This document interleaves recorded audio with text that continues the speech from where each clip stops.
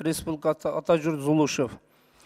Урматтуу Алмаз Акунжанович, мен сізге кайрылып кетерилем.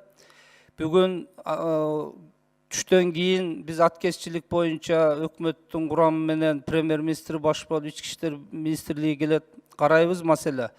Ошо кароого келгендин алдында бизге маалымат берип койсо.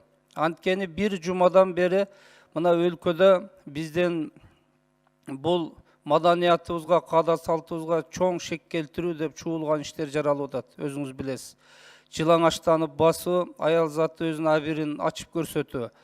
Биз бала кезден баарыбыз билебиз. Айыл жеринде аял киши жылаңачтап шаарда да басмак турсун, ич кийимин көрүнө жайган эмес, ич кийимин. Демек, бул коомчулуктун айтканында дүрбөлөң түшкөндө чоң маани бар, маани беришибиз керек. Коомчулук айтып атат, парламентте депутаттар кайрылып атат. Бирок биздин укук коргоо органдары эмне иш кылып атат? Мына биз жакында реформанын алкагында бузуулар кодекси, жоруктар кодексин кабыл алганбыз.